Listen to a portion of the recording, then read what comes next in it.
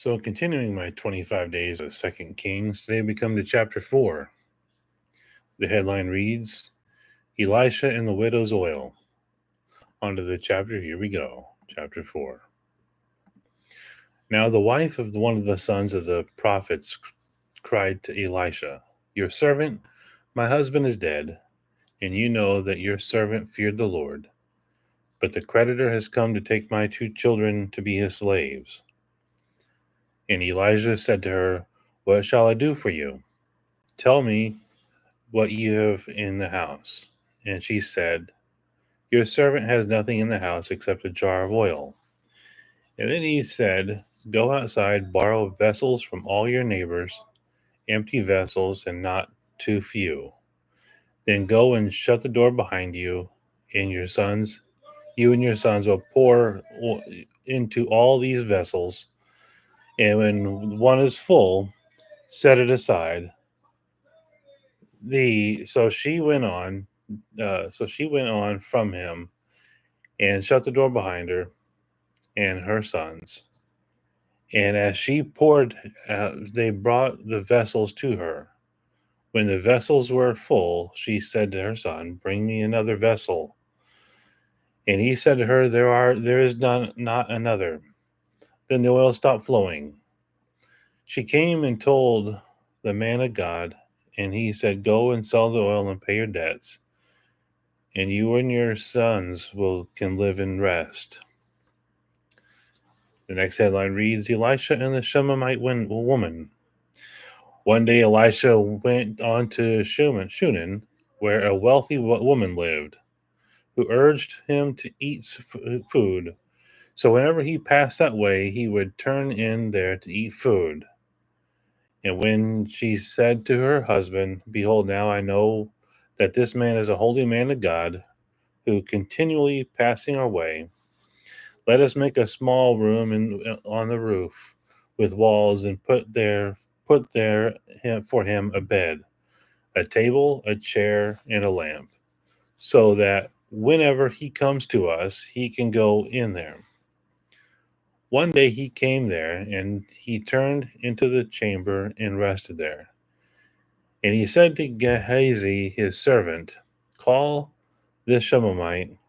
And when he had called her, she stood before him, and he said to him, and she and said, and he said to him, now to her, See, you have taken all this trouble for us. What is to be done for you? Would you have a word spoken on your behalf to the king or to the commander of the army? She answered, I dwell among my own people. And he said, What then is to be done for her? Gehazi answered, Well, she has no son, and her husband is old. And he said, Call her. And when he called her, she stood in the doorway. And he said, At this season, about time this time next year, you shall embrace a son. And she said, No, my lord, no, O man of God, do not lie to your servant. But the woman conceived, and she bore a son at about the time of the following spring, as Elisha said to her. The next headline reads Elisha raises the Shunammite son. When the child had grown, he went out one day to his father among the reapers. And he said to his father, Oh, my head, my head. The father said to a servant, Carry him to his mother. And when he had lifted up and brought him to his mother, the child sat on her lap until noon, and then he died. And she went up and laid him on the bed of the man of God and shut the door behind him and went out.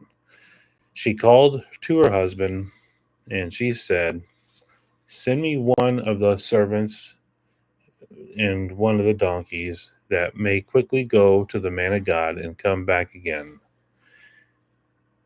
And he said, Why will you go to him today? It is neither noon nor Sabbath. She said, All is well. She saddled the donkey, and she said to her servant, Urge the animal on. Do not slacken the pace for me unless I tell you. So she set out and came to the man of God on Mount Carmel. When the man of God saw her coming, she said to Gehazi, his servant, "Look, there is the Shunammite. Run at once to meet her and say to her, all is well with you." No, is all well with you? Is all well with your husband? Is all well with your child? And she answered, all is well. And she came to the mountain to the man of God and caught hold of his feet. And Gehazi came to push her away. But the man of God said, leave her alone, for she is in bitter distress, and the Lord has hidden it from me and has not told me. And then she said, did I ask for my Lord for a son? Did I not say, do not deceive me? He said to Gehazi, tie up your garment and take my staff in your hand and go. If you meet anyone, do not greet them, and do not greet him. And if anyone greets you, do not reply. I lay my staff on the face of the child. Then the mother of the child said, as the Lord lives, and as yourself live, I will not leave you. So he arose and followed her. Gehazi went on ahead and laid the staff on the face of the child, but there was no sound or sign of life. Therefore he returned to meet him and told him, the child is not awakened. When Elijah came into the house, he saw that the young child lying dead on his bed. And when he went in, he shut the door behind the two of them and prayed to the Lord. Then he went up and lay on the child, putting his mouth on his mouth, and his eyes on his eyes, and his hands on his hands. And he stretched himself out upon him, and the flesh of the child became warm. And then he got up again and walked back and forth in the house, and went up and stretched himself upon him. The child sneezed 7 times, and the child opened his eyes. Then he summoned Gehazi and said, call the Shunammite. So he called her. And when she came to him, he said, pick up your son. She came and fell at his feet, bowing to the ground, and then she picked up her son and went out. The next headline reads, Elisha purifies the deadly stew. And Elijah came again to Gilgal, where there was a famine in the land. And as the sons of the prophets were sitting before him, he said to his servant, set on the large pot and boil stew for the sons of the prophets. One of them went out into the field to gather herbs, and found the wild vine and gathered it from the lap full of wild gourds, and came and cut them up and put them in a pot of stew, not knowing what they were. And he poured out some for the men to eat.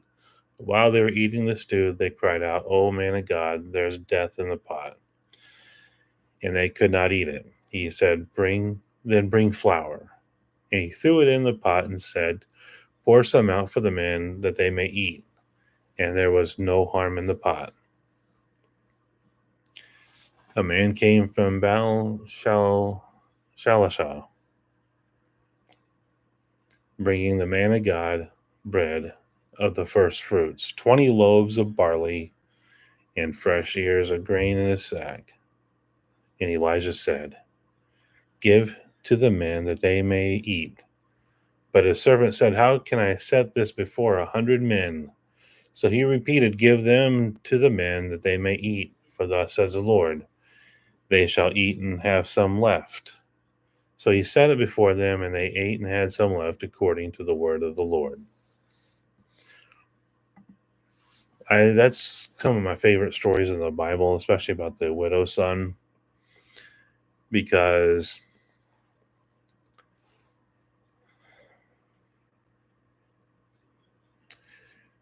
it would take so much faith. Like if God told that, if someone said that to you, said, go gather a bunch of stuff and I'll fill it.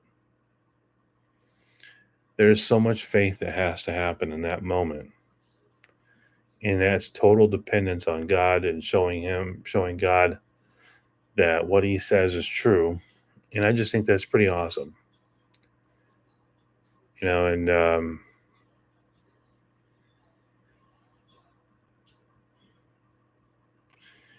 it also shows that whatever's going on, there's like, if you look at it from an offering perspective, every sometimes people call, whenever Jesus Christ died, there's something called communion that people celebrate in remembrance and drink the grape juice or wine or whatever the denominations, and then bread. But basically, sometimes people say that Jesus was poured out like a drink offering. If you look at that story, he he completed everything he needed to do for the situation. I just think that's kind of interesting. And I think I'm going to end it there. I hope this was inspirational for those who watched. I look forward to doing chapter 5 tomorrow. Hope you have a good night.